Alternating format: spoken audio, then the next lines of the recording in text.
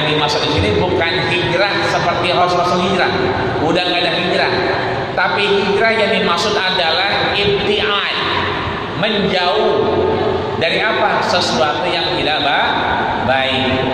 Contoh, kalau kita lagi marah-marahan, itu kata Rasul, fala tahjur, lihat, fala tahjur, ya, hijrah.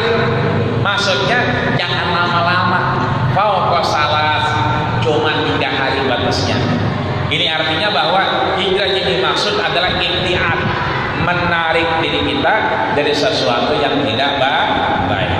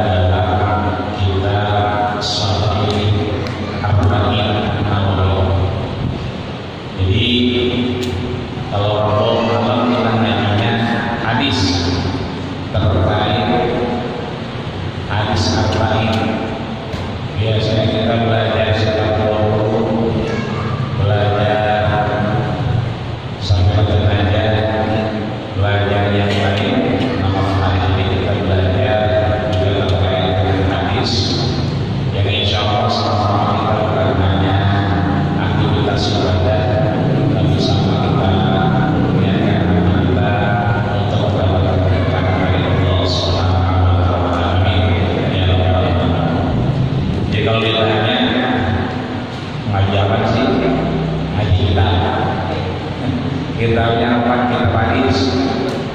Hadisnya apa? Arba'in.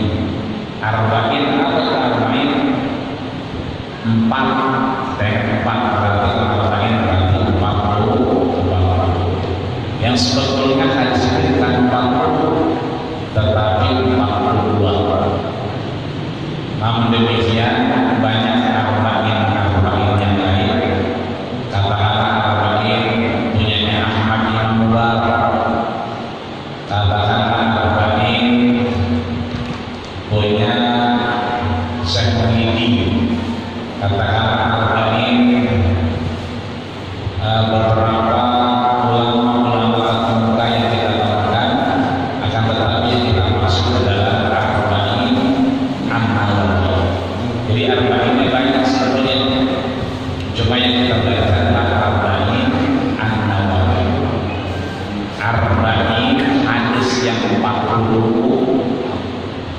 yang sering kita ketahui,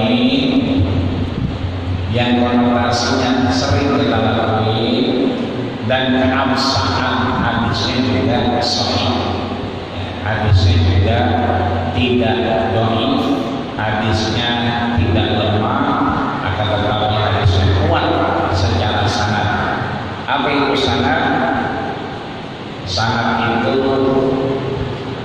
qala hadatsana wa hadatsana, kuat secara sanad, maksudnya dari si A, dari B, dari si C.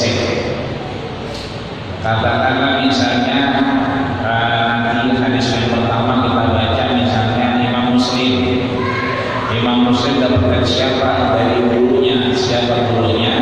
Imam Bukhari. Imam Bukhari dapat dari mana? Dari gurunya, siapa gurunya? Abdullah bin Maslamah.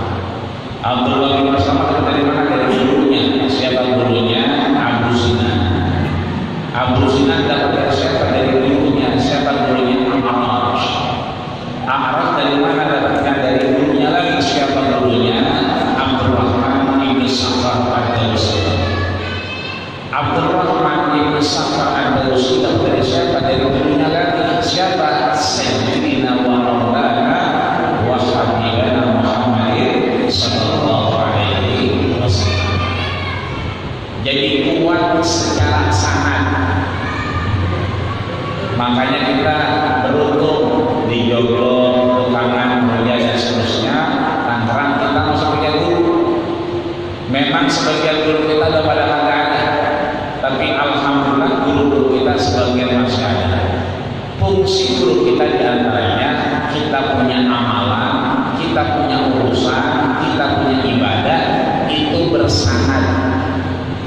Apa itu bersanad? Kita nggak akan muncul dari Google, kita nggak akan muncul kemudian belajar dari Nabi, enggak. Jangankan kita, Imam Bukhari saja, Imam Muslim, Imam Bukhari tinggal di Bukhara, Uzbekistan. Kemudian Imam Muslim, ya kan, jauhan lagi di Nisaburi, lebih jauh dari Bukhara. Itu aja beliau-beliau juga udah pernah ketemu Nabi. Untuk mendapatkan apa yang dipikirkan, membenarkan apa ibadah yang dilakukan, maka dia harus jalan kira-kira 40.000 kilo, 40.000 kilo dari Bukhara ke Madinah. Ini artinya bahwa ada proses di mana kemudian dengan sanad kita bisa menjadikan amal kita, menjadikan ibadah kita itu betul-betul datang dari guru kita dan seterusnya, sehingga sampai kepada orang saleh dan akhirnya sampai bersama kepada kita Rasulullah sallallahu alaihi wasallam. Yang gampang misalnya, jangan duduk di depan pintu. Jangan duduk di depan pintu. Itu kira-kira tradisi apa syariat? Jadi duduk depan pintu begitu, bagi perawan tua lo begitu. Nah itu tradisi apa syariat kan begitu? Iya. Kalau kita urut-urutin emang tradisi kita begitu, orang Joglo, Tukangan dan seterusnya, ya kan? Bahwa yang namanya kita ada tamu, jangan duduk di depan pintu. Lah bagaimana mau dilamar? Ya orang kita di depan pintu, gitu. Jagain. Lah kagak jadi begitu. Artinya ini kalau ajaran orang tua kita, ya benar. Jangan di depan pintu. Benar.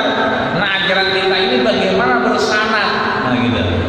Bagaimana ajaran orang tua kita ini benar-benar ada dalam syariat? Oh ternyata kita juga diajarin sama Rasul itu nggak boleh ngumpul depan pintu. Suatu ketika Rasul melihat sahabat lagi duduk depan pintu, ya kan? Pada ngapain? Kan begitu. Nazrullah, ya kan, lagi ingat nama Allah. Yang benar, iya yang benar. Tapi kata Rasul, ya kan, iya buat turun, ya kan, jangan duduk di jalanan. Ya maksud depan itu jangan. Itu Itu artinya antara tradisi sama syariat sebetulnya berbarengan, sebetulnya saling berjalan, tidak ada yang kontradiktif, tidak ada yang saling menyalahi.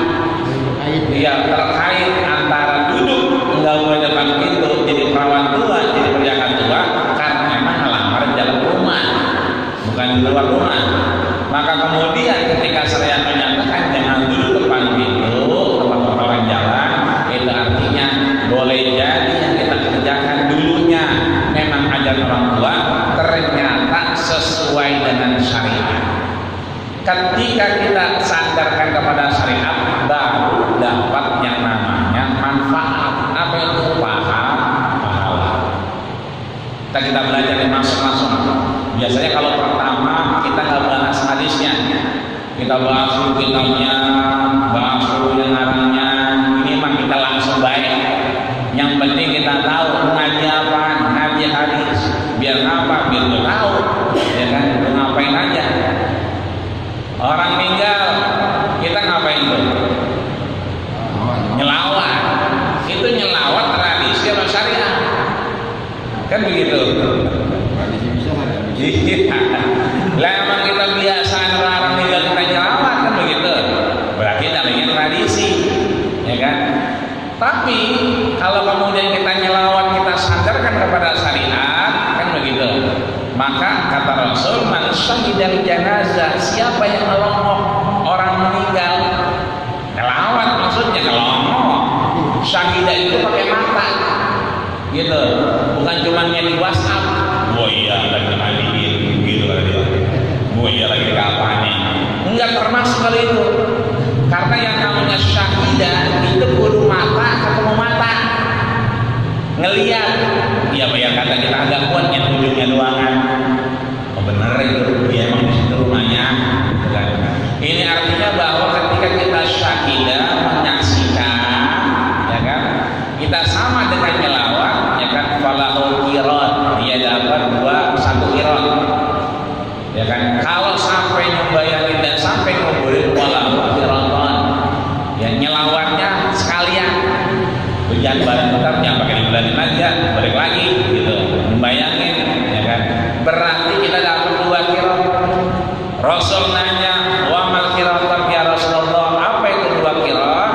Rasul bilang misrul jabalain al-azimain, seperti 2 gunung yang gede. Apa itu gunung Uhud? Artinya kalau kita emang nggak duduk depan pintu, cuman nggak duduk karena orang tua doangan, berarti kita belum dapat syariat, belum dapat pahala. Kita nyelawat karena emang kita kebiasaan doang, belum dapat pahala, belum dapat qirat tadi. Nah, bagaimana kita dapat qirat tadi? Dapat pahala gunungnya gede seperti Jabal Uhud? Entar nih kita buka. Ada caranya. Ya. Makan kita tangan kanan, makan aja. Yang penting tangan kanan gitu. Ini mah cuma ngenyangin perut, ngilangin haus, isengnya hilang. Tapi nggak dapat pahalanya, nggak dapat syariatnya. Kenapa? Kata Rasul, ya kan, makan itu liyakumna sulbihinna.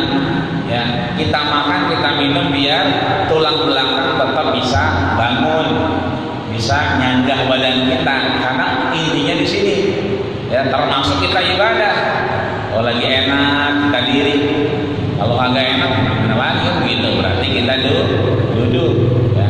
Nah di sini kemudian kalau kita cuma makan tangan kanan benar, ya, tapi kita lupa baca doanya, lupa mengataskan nama Allah Subhanahu Wa Taala, maka kemudian kagak dapat apa-apa kecuali hilang haus dan lapar. Makanya kadang-kadang mohon maaf ya, cuma ngopi doangan udah makan, tapi kuat. Ngopi doangan dia, tapi kuat, ya kan? Ngopi belum udah makan, karena emang mungkin ya begitu dia minum kopi, nah di kopi itulah kemudian dia dapat syariatnya. Ya, ada orang ngeteh doang, ya kan, nggak ngopi. Ada yang minum air putih doang, memang banyak dia. ngopi kagak, ngeteh kagak, ngerokok kagak. Kumpul gitu. Iya, menang banyak itu buat dia. Ya temenin gitu. Ini artinya bahwa kita mau belajar, ini mah udah kita kerjain, tapi itu tradisi. Kita pengen yang tradisi itu jadi syariat buat kita, sampai jadi bagian pahala buat kita, sehingga begitu kita berangkat kita kagak ada, itu amal-amal kita nemenin kita. Amin ya rabbal alamin. Ya, jadi udah kebayang ya, yang kita baca hadis arba'in, hadis 40, ya kan? Yang mana hadis arba'innya? Lil Imam An-Nawawi. Arba'in Nawawi berarti Imam Nawawi. Ya, di Babul Bunan juga ada Nawawi. Ma'mun Nawawi. Kalau ini bukan Nawawi tapi Nawawi, Imam Nawawi. Ya. Yang kemudian belakangan mendapatkan julukan. Ya, Imam Nawawi ini mendapatkan julukan dari siapa? Dari imam-imam terdapat guru-gurunya, termasuk Imam Ahmad Ibnu Mubarak, ya kan? Beliau diberikan lakop, diberikan julukan apa? Muhyiddin, ya, Muhyiddin. Jadi Muhyiddin itu bukan Haji Muhyiddin bukan ya? Ya, tapi Muhyiddin beneran. Haji Muhyiddin yang udah benar. Tapi yang kita manai muhyi berarti haya, ya, yahya, hidup. Berarti muhyi orangnya, ya. Din berarti dia menghidupin agama. Ya. Kenapa dia menghidupin agama? Karena dia belajar banyak dari sejarah guru-gurunya, termasuk Imam Bukhari, Imam Muslim. Nama aslinya adalah Imam Abi Zakaria Yahya bin Syarafuddin An-Nawawi. Ya, jadi namanya Zakaria Yahya bin Syarafuddin An-Nawawi. Ini kemudian memberikan kita gambaran bahwa yang kita baca adalah punya Imam Nawawi. Sebab banyak punya Imam Nawawi yang lain. Ya, katakan misalnya Riyadhus Shalihin juga punya beliau. Ya. Nah, Imam Nawawi ini termasuk golongannya muda karena wafat di umur 45 tahun. Udah lewat ya. Umurnya 45 tahun. Gara-gara kayak saya kali begitu, 42 nih. Kira-kira. Jadi umurnya 45 tahun, tapi kehidupannya, kitabnya, ilmunya itu seperti lebih dari 45 tahun. Makanya dia dijuluki dengan Muhyiddin. Artinya apa? Orang-orang yang menghidupkan agama. Maka mudah-mudahan kita juga termasuk yang insya Allah menjadi bagian yang menghidupkan agama. Buat siapa? Buat kita, anak kita, dan semuanya. Maka mari kita bacakan Fatihah li mu'allifil kitab, untuk yang menulis kitab, ya, Syekh Imam Abi Zakaria Muhyiddin Syarafuddin An-Nawawi. Anallaha yatarahmanur rahmah wal maghfirah wal ma'unah insyaallah. Wa nahnu insyaallah kita termasuk mudah-mudahan mendapatkan keberkahan dari Allah Subhanahu wa taala. Sehat badan kita, panjang umur kita, dan mendapatkan kemanfaatan dari kitab yang kita baca, dari ilmu yang kita baca dari Imam Nawawi. Amin ya. Fatihah. Alhamdulillah minasyaitonir rajim. Bismillahirrahmanirrahim. Alhamdulillahirabbil alamin. Arrahmanirrahim. Maliki yaumiddin. Iyyaka na'budu wa iyyaka nasta'in. Ihdinas siratal mustaqim. Shiratal ladzina an'amta 'alaihim ghairil maghdubi 'alaihim waladdallin. Maka yang paling dipesan oleh Imam Nawawi adalah as-sabru fil ilmi. Kita sabar bukan urusan dunia doang, bukan urusan ibadah doang, tapi menuntut ilmu juga urusan sabar. Ya. Maka adanya kita di sini sesuai dengan pesan beliau, as-sabru fil ilmi. bersabar-sabarlah kita dalam menuntut ilmu. Sebab biar bagaimanapun kalau kita lihat orang-orang soleh itu dalam beberapa catatan banyak guru-gurunya. Katakanlah Imam Ibnu Hibban itu gurunya sampai 2000 ya.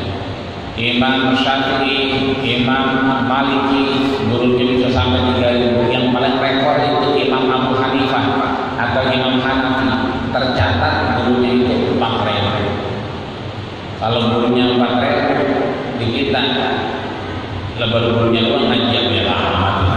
4000 itu muridnya nggak bagi dengan orang itu 4000. Ini artinya kita disuruh bersabar-sabar. Sabar-sabar apa? Sabar-sabar untuk menuntut ilmu.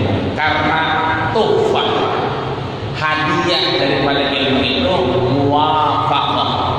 Ada keselarasan, ada keseimbangan antara yang kita kerjakan dengan apa? Dengan agama yang kita lakukan. Jadi yang kita lakuin meskipun itu nggak termasuk dalam syariat, tapi nggak melenceng-melenceng amat. Artinya yang kita lakukan masuk dalam tataran kemanusiaan. Seringkali kita di dalam hati kita merasa ini baik, tidak baik, ini boleh, tidak boleh. Maka dengan ilmu yang tadi yang baik, semakin kita rasa kuat baik, semakin kuat kita laksanain ketimbang yang tidak baik. Maka disebutkan di sini bahwa ketika kita mulai melakukan sesuatu yang kita rasakan tidak baik, kita kerjain. Lalu anak sabur misalnya, padahal enak banget tinggal duluan, anak sabur, kan? Akhirnya juga nasa telepon bunyi, telepon bunyi disamper, kan? Habis disamper udah berangkat lagi baik. Akhirnya apa? Lapaan, bayar, kan? Nah di sini termasuk dalam kategori dajjal. Tapi bukan dajjal yang kemudian kita pahami dajjal akhir zaman, bukan. Dajjal dalam artian dajjal ilmu. Ya, ini sering dipakai oleh orang-orang ahli hadis bahwa ketika kita tahu, kita diamin bahwa kita termasuk yang dajjal. Dajjal dalam artian mengingkari ilmu yang kita pelajari. Maka berapa banyak disampaikan wa kam min murudil khair, ya, berapa banyak orang yang pengen kebaikan tapi melenceng dari kebaikannya. Kenapa? Karena kebiasaan kita yang memulai akhirnya sesuatu yang tidak baik kita diamin. Maka di awal kebaikan inilah kemudian kita meminta kepada Allah Subhanahu wa taala agar apa yang diberikan, apa yang kita baca itu kita bisa sedikit-sedikit ubah. Contoh misalnya Imam Syafi'i itu ya, beliau 45 tahun mohon maaf lahir batin jomblo, kagak nikah, tapi terus nulis kitab. Ini bukan berarti saya ngajak jomblo, bukan. Artinya tetap kita berniat kepada Allah Subhanahu wa taala bahwa ketika Allah berikan pasangan di majelis ilmu inilah yang belum punya pasangan kemudian niat punya pasangan, yang belum punya anak niat punya anak, anak yang udah gede-gede udah kelihatannya ada jodohnya, mudah-mudahan cepat ada jodohnya. Udah ketemu jodohnya, ya kita masih ada, masih melek, mudah-mudahan dapat cucu begitu. Jadi menandakan bahwa meskipun beliau kesehariannya memang menuntut ilmu dan bahkan menulis ilmu, ini kita diberikan waktu, diberikan manfaat bahwa kita alhamdulillah sudah berkeluarga, mudah-mudahan yang kita dapat adalah keberkahan dari Allah Subhanahu wa taala. Bahkan disebutkan juga beliau aliman jahidan. Kita yang penting asal enak badan, punya waktu, berangkat terus. Ngapain? Kebaikan-kebaikan yang kemudian bisa kita lakukan di hadapan Allah Subhanahu wa taala. Sehingga ada ada pesan yang disampaikan oleh orang saleh, la yakadu baitu muslimin mu'minin, tidaklah rumah seorang muslim beriman illa fihi mu'alafatu Imam Nawawi, kecuali di rumahnya ada salah satu apa yang kemudian ditulis oleh Imam Nawawi. Tadi kita sama imam kita syukuri, ya, kita bersyukur masih ada, kita mengingat tahlil yang itu udah mulai jarang. Jangan kata itu, kadang-kadang kita assalamualaikum warahmatullahi wabarakatuh, emang udah orang ada suaranya, ya kan? Itu diatur oleh Imam Nawawi dalam kitab namanya Al-Adhkar. Ya, ini artinya bahwa mudah-mudahan satu ketika, satu kesempatan kita punya atau melihat ada kitabnya Imam Nawawi, mau itu yang azkar ke, mau itu yang hadis arba'in ke, mau itu riyadhus shalihin ke, yang mana baik, mau itu yang asli, mau yang terjemahan, yang mana baik. Ada kesempatan kita bisa punya, kita taruh di rumah, sehingga itulah yang kemudian memberikan satu manfaat dan keberkahan dari Allah Subhanahu wa taala. Amin ya rabbal alamin. Maka dalam kitab hadis arba'in ini fihi usuliyah, ada pokok-pokok ajaran Islam. Nanti kita belajar iman, belajar Islam, belajar ihsan. Karena dia berisi bukan hanya 40 yang sahih, tapi ada usuliyat. Apa itu usuliyat? Pokok-pokok ajaran daripada agama Islam. Maka ya, kita bisa lihat misalnya di awal daripada hadis daripada kitab Arba'in Awam ini, kita baca bareng-bareng. Bismillahirrahmanirrahim. An amiril mu'minin Abi Hafsin Umar Ibn Khattab radhiyallahu anhu qala sami'tu Rasulullah sallallahu alaihi wasallam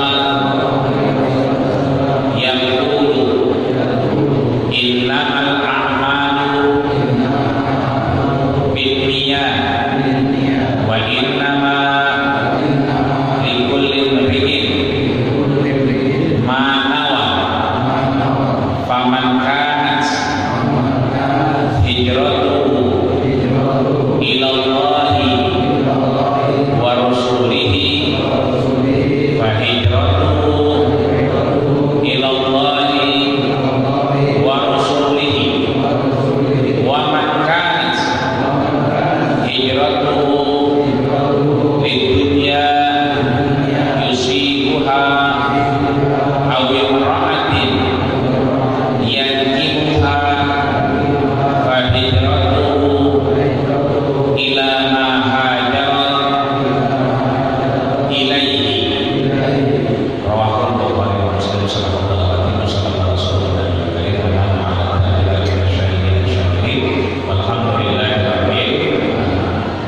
Hadis ini diriwayatkan oleh Imam Bukhari dan Muslim.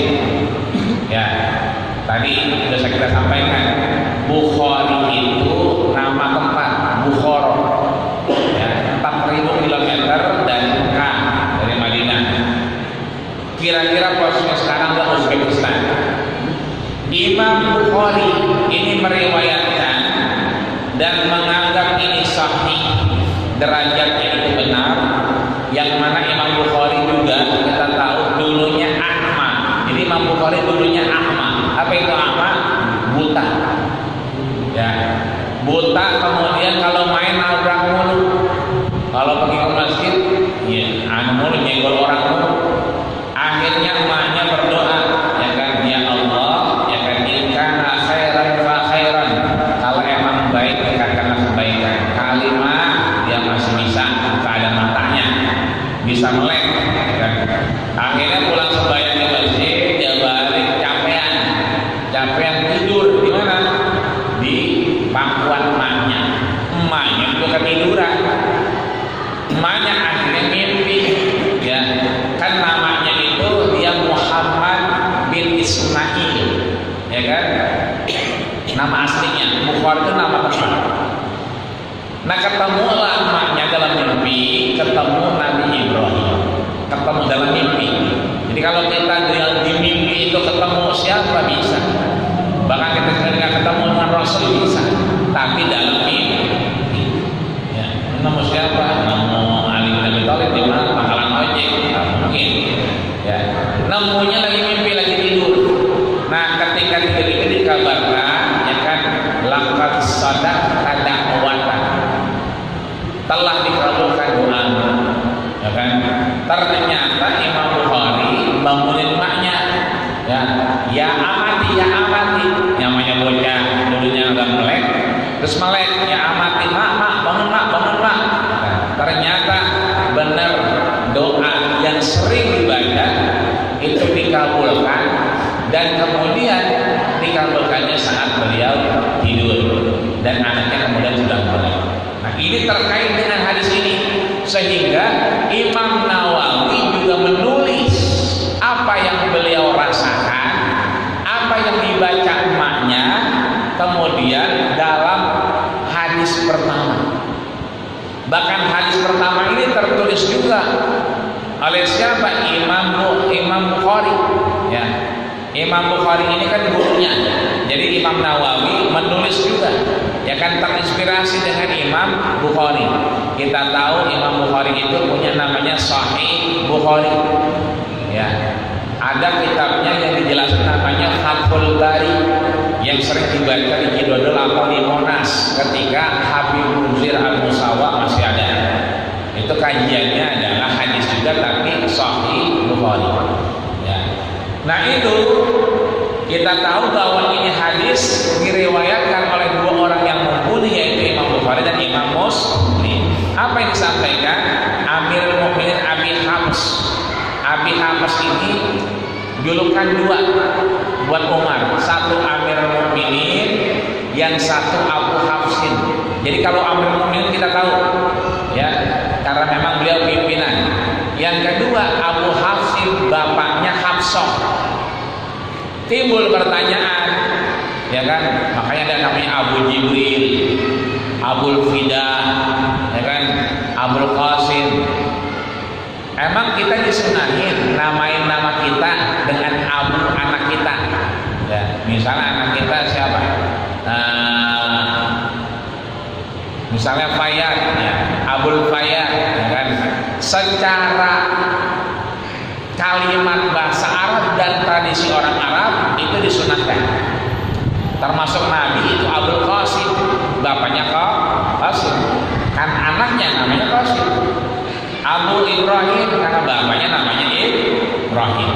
Ini artinya bahwa kita bisa juga menamakan diri kita Abu siapa, ya kan, anak kita, tapi bukan pada tahap syariat.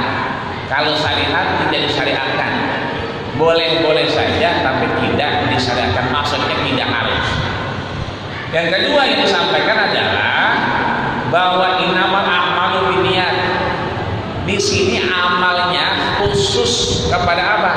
Kepada amal soleh. Jadi kalau inna ini tauhid, guna, sesungguhnya, ma itu pembatas. Jadi artinya sesungguhnya hanya apa? Amal-amal dengan niat. Maksudnya amal soleh. Jadi kalau misalnya kita nggak mau pulang, nggak ketemu bini, jangan pakai niat itu mah, karena nggak soleh, ya kan. Tapi kalau kita pengen ngaji, pengen nyari nafkah, kudu pakai niat, karena ketika niat itulah disebut dengan amal. Amal ini jadi amal soleh. Bahkan amal kita terputus kalau kita nggak baca bismillah. Maka caranya dengan amal tadi kita baca bismillah. Apa baik? Makan kita lupa doanya, bismillah aja. Minum kita kata doanya, bismillah baik. Naik motor lupa, bismillahirrahmanirrahim wa mursaha, ya kan, udah lupa panjangan, ya kan. Subhanallah, naik mobil, subhanallah di sakharana hadza wa ma qadala Bismillahnya berarti jadi amal soleh. Tapi kalau bawa motor mau dangdutan, jangan pakai niat, karena nggak masuk di sini. Di sini cuma masuk amal-amal inna sesungguhnya ma dibatasi hanya amal soleh. Jadi kalau amal yang nggak baik nggak boleh juga diniatin. Dia bukan niat, dia namanya himmah, namanya azam. Yang ngerasa yang mau pergi haji itu kan belum berangkat haji, berarti belum niat itu. Karena niatnya di mana? Nanti ketika dia haji atau umroh, labbaik Allahumma umratan atau hajjah. Kita salat isya udah niat belum? Belum. Karena emang jam isya itu jam 7 lewat 7 ya? 9. Berarti kita belum niat nih sekarang. Kenapa? Belum wayaknya. Belum masuk waktu, karena syarat kita sholat itu dukhulul waqti. Syaratnya masuk waktu dulu. Makanya yang tayamum nggak boleh tayamum sekarang. Boleh 5 menit lagi aja nih. Dia tayamum nggak ada air. Air habis nih kita tayamum nggak boleh. Kenapa? Karena belum masuk waktu. Tapi kalau udah masuk waktu baru boleh tayamum. Nah disitulah kita kemudian kita belum niat ini. Kita baru apa? Himmah. Ya, dalam Ibnu Athaillah dalam hikam namanya sawadikul himam. Ya, himmah satu, himam banyak. Artinya niatnya kita habis ini kita mau sembahyang isya, habis ini mau ngidok misalnya, ya kan? Itu niat banyak banget itu. Habis ini mau ngerokok, mau ngopi segala macam, ya kan? Itu artinya niat-niat semua yang kita pengen itu belum niat, tapi baru azam. Ya, baru himmah, baru kemauan. Nanti niatnya ketika kita melaksanakan aktivitas kita. Makanya sembahyang kita Allah, disitulah kita niat sholat isya, ya kan 4 rakaat. Apakah kita makmum atau imam? Kalau yang makmum imaman, kalau yang makmum makmuman, ya kan? Disitulah letak niatnya. Muqtarinan bil fi'li, ya kan? Dengan apa? Dengan pekerjaannya. Disebutin lagi wa inna ma likulli imrin ma nawa. Lihat lagi inna guna taukid ketemu huruf mim ma berarti hanya jadi artinya hanya, bukan semua. Jadi hanya amal yang saleh kalau kemudian seseorang berniat, ya kan? Faman kana hijratu, kalau dia niatnya karena Allah, maka fa hijratuhu ilallahi wa rasulihi, maka hijrahnya karena Allah dan Rasulnya. Ingat di sini kata-katanya hijrah, tapi kata Rasul, begitu Rasul udah hijrah, kan hijrah Rasul itu kan dipersekusi, diusir dari Mekah. Baliknya Rasul dari Madinah ke Mekah itu namanya Fathu Makkah. Rasul bilang la hijrata, tidak ada hijrah lagi setelah Fathu Makkah, setelah Rasul balik. Yang ada apa? Mulai hari ini yang ada cuma 2, jihadul waniyah. Apa itu jihad? Kemauan, ya, kesungguhan kita, waniyah. Dan begitu kita nyampe, begitu melaksanain, pakai niat. Ntar siang misalnya, ntar habis isya kita mau nengok cucu misalnya, nengok cucunya kita itu jadi ibadah. Kalau apa? Kita beriman kepada Allah dan Rasulnya, kita sayang sama yang kecil, maka kita termasuk golongan umat Rasul. Tapi harus pakai niat. Nah, niatnya kapan? Begitu nindak, ya kan, berangkat ke rumah cucu kita, bukan sekarang. Kalau sekarang bisa aja kita akhirnya nggak nyampe ke rumah cucu kita, atau ke rumah abang kita, ke rumah adik kita. Nah, ini artinya bahwa hijrah yang dimaksud di sini bukan hijrah seperti Rasul hijrah, udah nggak ada hijrah. Tapi hijrah yang dimaksud adalah ibtiad, menjauh dari apa? Sesuatu yang tidak baik. Contoh, kalau kita lagi marah-marahan, itu kata Rasul, fala tahjur. Lihat, fala tahjur, ya, hijrah.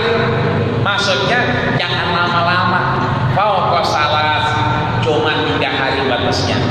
Ini artinya bahwa hijrah yang dimaksud adalah ibtiad, menarik diri kita dari sesuatu yang tidak baik. Terakhir, kenapa disebutin hijrahnya? Karena Allah dan Rasulnya, sampai kepada Allah dan Rasulnya. Tapi di akhirnya, wa man kanat hijratuhu lidunya, siapa yang hijrahnya karena dunia, awi imra'atin yankiwa, atau perempuan. Lah kok bisa ada perempuan? Maka kita belajar hadis harus tahu namanya asbabul wurud, sebab turun hadis. Kalau ayat asbabun nuzul, sebab turun ayat. Wadduha wal laili idza saja, ma wadda'aka rabbuka wa ma qala, tidak akan pernah aku tinggalkan demi waktu duha ini. Siapa? Rasul yang waktu itu dicaci maki, ditinggal oleh Allah dan Jibril. Oleh siapa? Oleh Ummu Jamil, ya kan? Nah, itu turun ayat, itu namanya asbabun nuzul. Kalau hadis asbabul wurud. Kenapa disebutkan kok hijrahnya karena Allah dan Rasul sampai? Tapi kalau hijrah ke perempuan, ya sampainya ke perempuan. Maksudnya apa?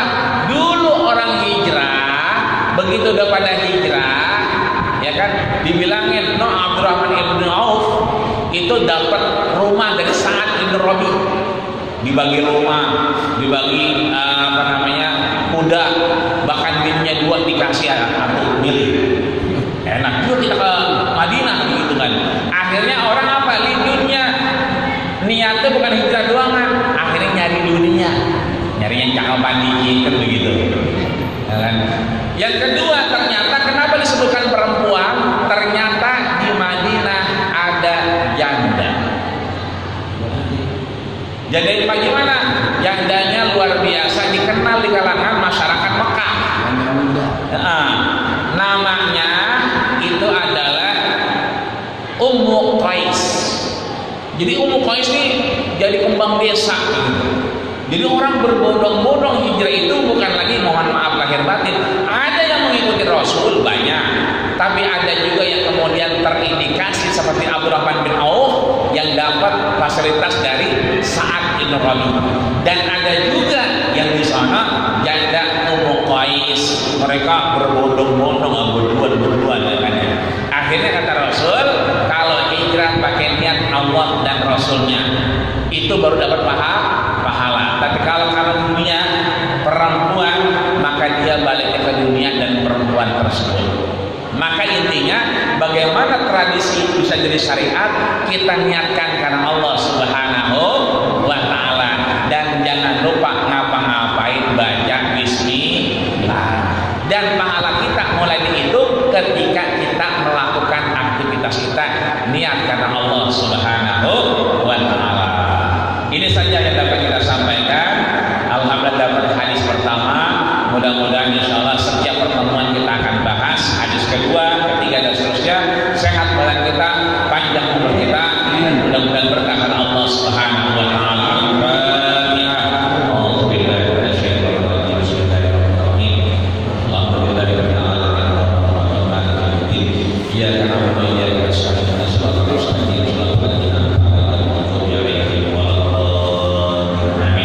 Kita tutup dengan bacaan doa majelis. Subhanallahumma wa bihamdika asyhadu an la ilaha illa anta astaghfiruka wa atubu ilaik. Terima kasih kepada mohon maaf setelah usikum wa nasallallahu alaihi wa sallam. Assalamualaikum